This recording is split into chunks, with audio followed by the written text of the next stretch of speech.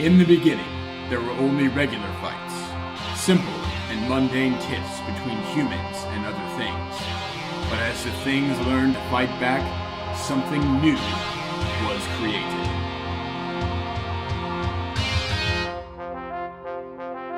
The boss fight.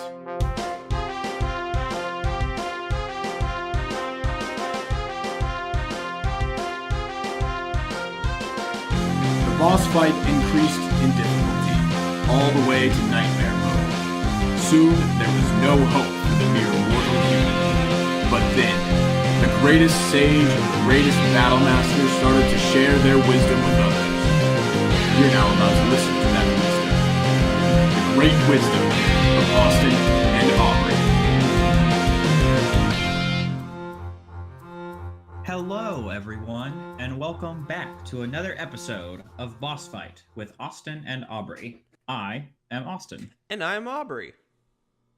So, Aubrey, I figured you could quickly explain what the show is all about, because I do want to hop right into the action. I do have a question for you. Oh, okay. So Boss Fight with Austin and Aubrey is an advice show where we, the greatest sage and the greatest battle master of all time, give you, the listeners, the tips, tricks, and strategies that you need to defeat the biggest boss fights in your life. And Aubrey, one of the biggest boss fights in my life right now, I don't know if you can hear that. Loud and clear. I'm sure it's great audio. It's wonderful. But I am it's very important that it's slightly hungover. And I can't get the child lock on this Advil bottle to come off. And I know I'm already at a disadvantage because of my mental state. But what are some strategies that you can provide me to get the Advil that I so desperately require? So the problem with child locks are that child locks are made out of children, and one child not very strong, but many children super strong. So you're fighting. Gosh, what does it say the child lock strength is? Let me check. So this is kind of misleading because it does say child lock and not children lock. So my inclination is to be like, oh, it's just one kid. I don't think that's true. Look closer. No, because I'm having some issues. Look closer. Yeah, I can't. Doesn't the FDA require medicine now to put how many children went into the lock on the bottle? Yeah, just look up child power. It's like an engine. Child power. So I've got a serial number on the bottom that is 5671853. So approximately 5.5 million children were sacrificed for this cap. That's a powerful Tylenol then. Yeah, they don't mess around. They really want to make you risk it for the biscuit, as it were. Things I know that children love right now is Fortnite. So I think that if you started playing Fortnite and you just sat the medicine bottle right in front of the screen or the controller, then they would all get really distracted. And in their distraction, you could open it up, just pop, while they're watching the Fortnite stream. That's pretty good, yeah, because 100% of children like and play Fortnite. So this is a foolproof way. Like, there's not even going to be one kid out of the 5.5 million that's like, oh, I don't play Fortnite. I understood that the Earth was being overpopulated, but I didn't understand that the U.S. government turned to child locks to like really bring down the child population. They looked at China's one child or else medicine cap policy. China turns their children into medicine bottle caps. That's all I got. Yeah, you could have kept going. Like, I didn't know where to go next. So I was like, how stupid can I sound in one sentence? And I got very. I got overwhelmed. Don't get me wrong, very. Donald Trump could actually go on live television and say that China turns their children into medicine bottle caps, and a serious amount of the population would believe it. Yeah, it makes me uncomfortable to know that you're right in this instance. How about a question? Yeah, let's do a real one. Let's do a real question. I work at a seafood-based restaurant, and part of my job is to take a lobster out of a tank if someone orders lobster. I am terrified of these crustaceans. How do I get over this fear and grab the red-clawed menaces from the fish tank and put them into the boiling pot? And that is from Gmail. My inclination is to say that there's really nothing to be afraid of, right? Because They got the rubber bands on the claws. but then I thought, if this is a less than reputable seafood establishment, are they springing the extra money for lobster rubber bands? Like, are the claws actually closed? Because if the claws aren't closed, then yeah, you got a legitimate fear on your hands. This is a totally almost unrelated question. Was there ever a lobster Pokemon? Because I knew there was Krabby, and then Krabby evolved into Kingler. And Kingler, he was terrifying because that one claw was gigantic. But was there a lobster Pokemon? There was Crawdaunt. Corefish and Crawdaunt were the only ones I can think of. I think those are crawfish, aren't they? Yeah, but like they've still got the big meaty claws. So that's the closest thing I can come up with. I don't know if there's a specific Lobstermon. There is one of those in Digimon. I'm absolutely positive. There has to be something called Lobstermon. And then one of those stupid little kids are like, isn't that a little bit on the nose? And then that stupid Digimon would be like, more like on the claws. And then they'd laugh, but it's not funny. That's a good episode you've written there. It's like perfect. It's like I used an AI to make a new episode of Digimon. A neural network scrubbed thousands of screenplays of Digimon episodes and produced its own. And here's the result. Okay, so you got a lot of Crawdonts in a tank, and you're scared of them because the rubber bands aren't there when they're supposed to be. Either because A, your boss decided to not spend the money on rubber bands, or B, they're so strong that they broke out of them. So what do? My first inclination is to take the whole tank. If you're not going to pick up an individual lobster, you just take the full tank and then boil the water in it. Just skip the middleman. Okay. Get rid of the middleman. Just boil them right there in the front of the seafood restaurant. And it's entertainment for the people waiting to get a seat. They're sitting there. So now you're combining the best elements of those hibachi places where they put on a show and they cook in front of you. But also it's a buffet now because everyone can kind of just come up and grab a lobster. Grab a lobster. Just crack it open right there. Eat one. Yeah. Well, I don't think it could be. You'd really lose money.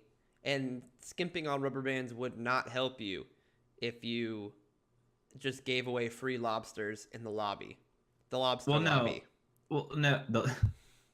Excellent. No, because the marketing strategy here is since you advertise a buffet of lobster, everyone's meal price now reflects as if they had eaten lobster.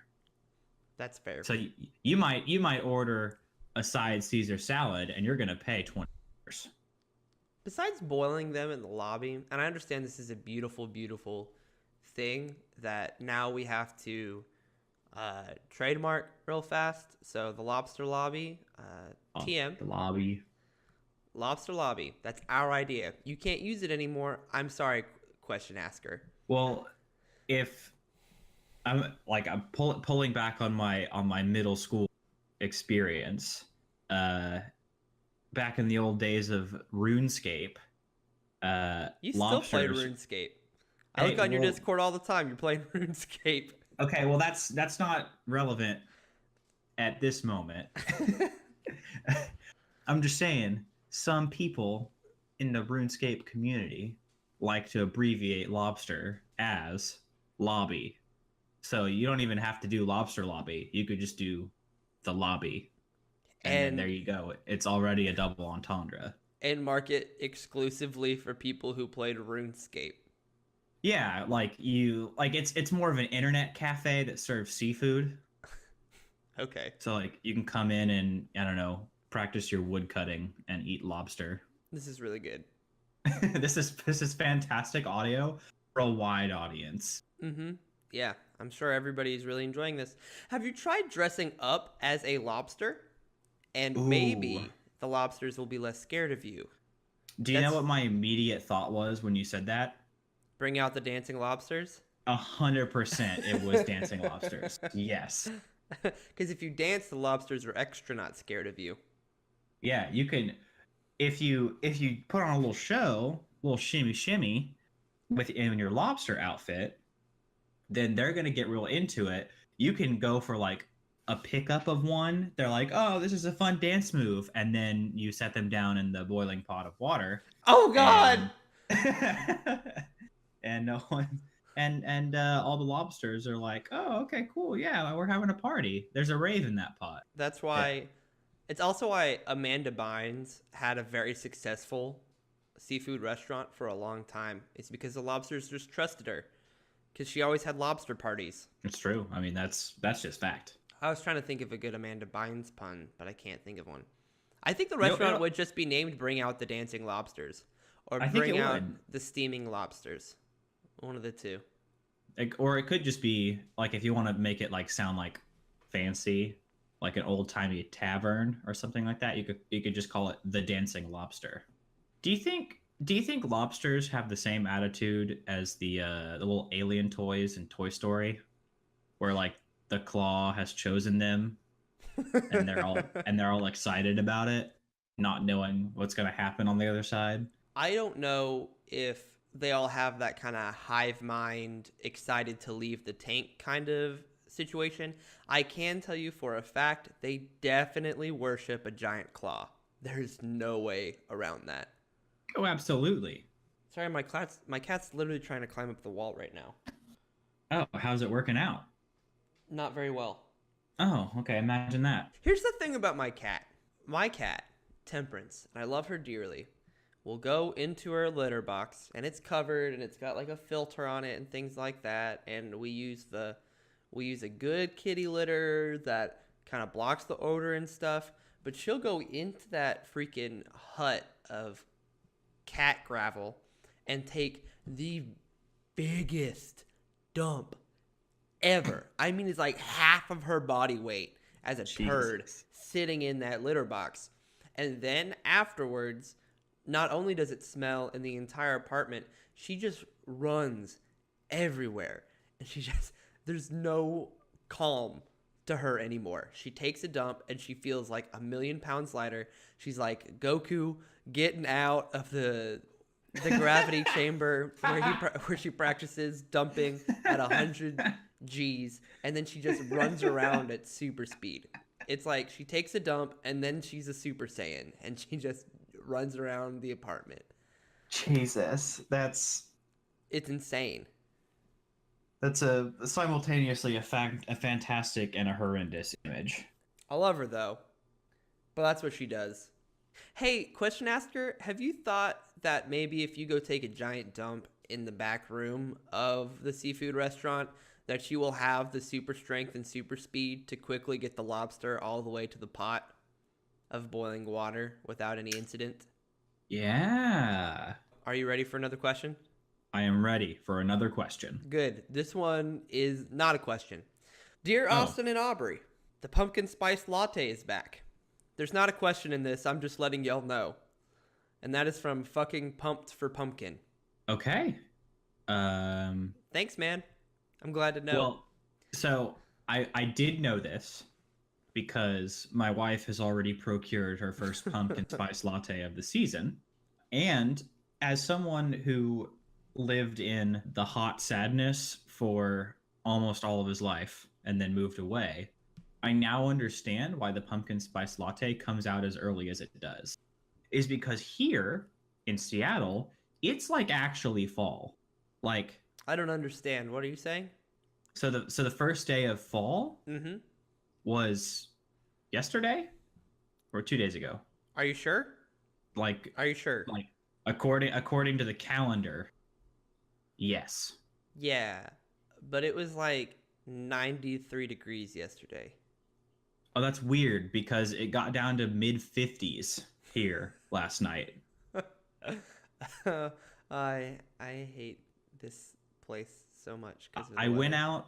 We went out for dinner, and I was wearing a long sleeve shirt underneath a jacket, and we had to leave because it was cold. Like, that's the kind of place that I'm in. And you know what? The first day of fall hit, and like leaves are like starting to change, and like a cold breeze went through the air, and I was like, you know what I could have right now? I could slam a pumpkin spice latte. Which leads me to assume that Starbucks, who is incorporated here in Seattle, doesn't really have their finger on the pulse of most other places in the US, Yeah. specifically the southern US, Yep. where people don't want to drink a hot spicy latte when it's 90 fucking degrees outside. I think that maybe what they need to do is build a chamber on the side of every Starbucks to where when they release these fall beverages, right? They release the fall beverages, and then most people in the northern part of the United States can enjoy their pumpkin spice lattes, and us in the south, we can't. So this chamber is just a little bit of a snow chamber, and it's hyper air conditioned, and you walk in, and there's like a scarf there that you can wear. Like every pumpkin spice latte comes with a scarf, but you have to pay extra for it. And you go into the chamber, and that's where you sip your pumpkin spice latte. And Nice. then you can enjoy it like it's the actual fall and not Summer Part 2, the sequel. Yeah, but then you step back outside after latte and you immediately disintegrate because your body isn't used to it being that cool. Yeah, you know that scene in Frosty the Snowman where it gets really hot and then Frosty melts before the children's eyes into a puddle? Yeah, a little fucked up, but yes, I do remember. Yeah, no, it was super fucked up. But that's what it looks like.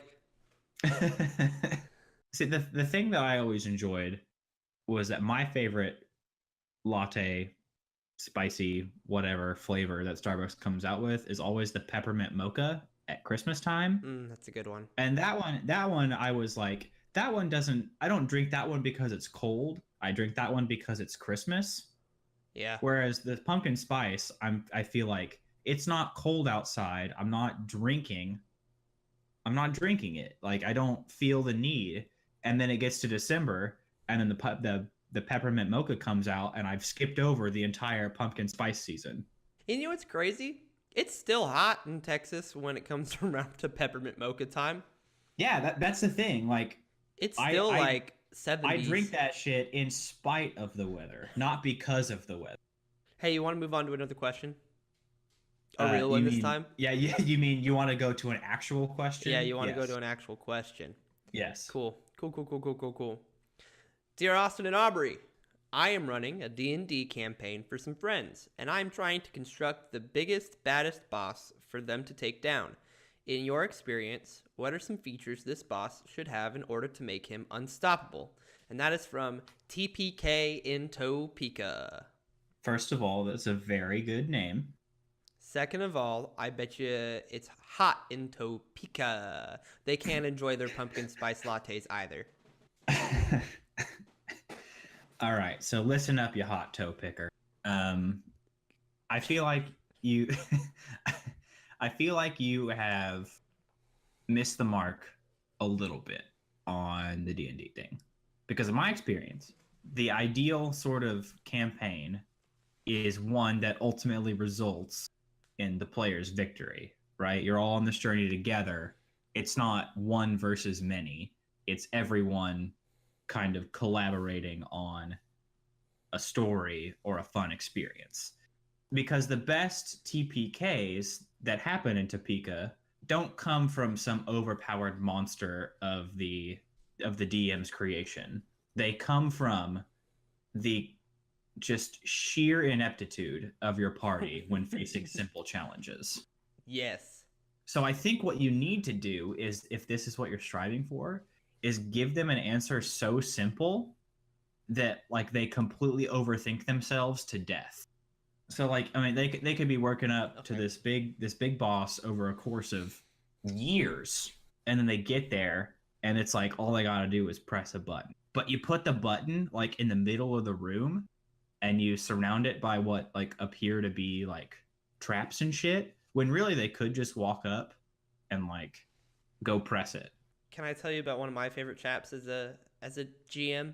Please. Okay, here's one of my favorite ones, and I ran it for the Superhero Fate campaign that I run every once in a while, if I'm ready for it or not. Anyways, this doesn't matter. So one of my favorite things is that you stick them in a room and there's a button on it, right? There's like one big button, and they push that. It just says like push me or something like that, and you press the button, and then there's a bunch of timers that go off, and they're counting down for like a minute or something reasonable, right?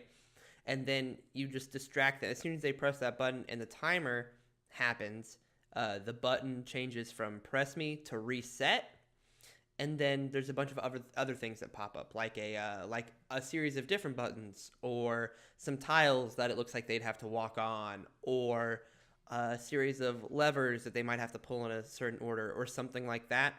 But you give them some kind of hint in there that lets them know that the only way to avoid death is death itself, or something really stupid and vague like that, to where it's not obvious that in order to get out of the trap, they have to let the timer run out and not push the reset button. If the timer gets down to 0 and they haven't pushed the button, then everything's completely fine. But when they press the reset button, something small happens to them, or it just resets back to 1 minute and they keep trying the same thing, but it never works. I am seething because I remember this trap because I was part of this campaign, and it took us a good amount of time to figure out that we should just not do anything. And this is the trap that I feel like it wasn't that you decided not to do anything. It's that you guys literally gave up. You went, I don't care anymore. We're just gonna die. And that's right. We had accepted death. Like it's evil. Which to be fair was the solution to the puzzle, but it was not so much a I am ready to die for my cause. No, it was like fuck this. I'd rather die than be a part of this puzzle. That doesn't really help you in actually. I mean, I don't think you want a big TPK, and that's not a big bad boss. But there you go. There's an example. Let's think of something else. So what is something that could actually kill them because of their own ineptitude, not some dirty, rotten trick that you're trying to pull on your players?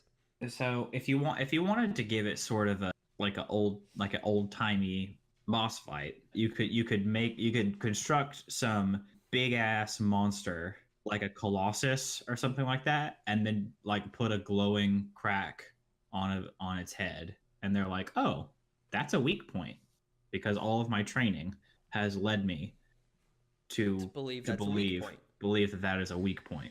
And then it's up to you, based on the sort of the capacity of your players and their how they solve problems, whether to actually make that a weak point, or have that be a red herring of sorts, and it's actually not what they're meant to do.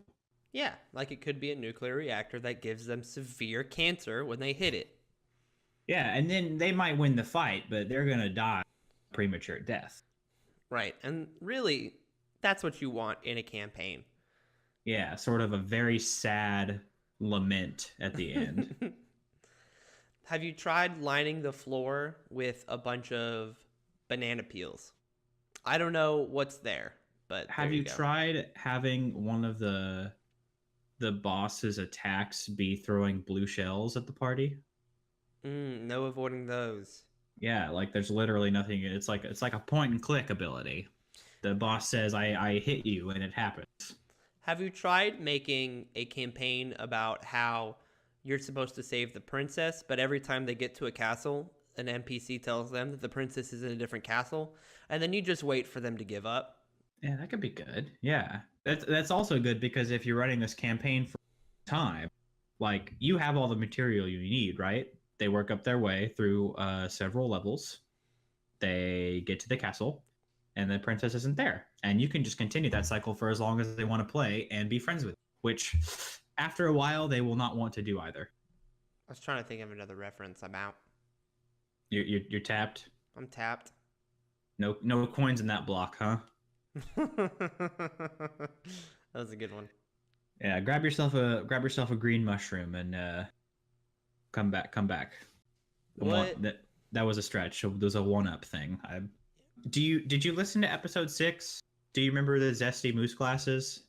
Oh, there you go. That's it. Because we already decided that was a perfect being. So if you really want the ultimate endgame boss, you just take the zesty moose classes. And if you send us an email, we'll draft a legal document for you to sign. Basically just says like we assume all the royalties created by the zesty moose classes in use of your campaign. You know, because we gifted you that great being, and we deserve to be rewarded as such. You know what you should do? This is unrelated, and I'm going to cut this out unless it becomes fruitful. In the Monster of the Week campaign that you are going to that you're going to GM for a bunch of us, I don't think one of the monsters should be the Zesty Moose classes, but there should be a reference to Zesty Moose classes in there. And then when our listeners listen to the Monster of the Week campaign that I might release at some point, they'd be like, "Oh, Zesty Moose classes," and things like that. That would be one of those things that we plant early. So like only the true fans are gonna get the deepest cuts. Mm-hmm. Like that's good. It's sort of the Austin G. You roboted out, so I didn't hear what you said. But yeah, of course. I said absolutely. Yes. So the deep cuts, you got that part, right? Uh-huh. Yeah, then so only the early adopters are going to be able to get on that. It'll be like them playing along with the Austin and Aubrey ARG. Oh, yes. That makes a lot more sense than what I heard, which was something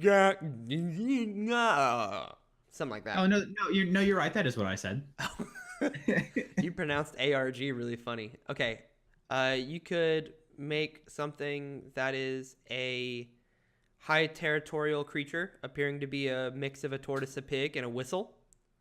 That would work. Okay. Mm-hmm. Yeah, I like that one. A lab accident involving a sparrow and a box of dirt. Oh. A botched experiment involving a tarantula, a squirrel, and a fungus. Oh, that sounds like my 6th grade science project. Let's see. A flea and a rose bush being mixed together. Oh, God. That just sounds like a pokey fly. It's a very pokey fly, I think. Maybe a toad and a tiger put together. That's just a striped toad. Or maybe just like a warty tiger. Oh, because in light of recent events and Twitter trends, I was thinking the Toad from Mario Kart. I can see that. Did you hear about this? That Toad and Mario Kart were trending on Twitter. Wow, how crazy! Do you know why? I'm gonna find out. Oh, okay. This'll be. We need to leave this audio in. This will be a fun sort of podcast reaction video. Is it trending on Twitter right now? It was like a couple days ago. Okay. Why is it trending? I'm missing it. I don't get it. Stormy Daniels in a publication that she produced described our president's bits as looking like the Toad from Mario Kart. So wearing a diaper?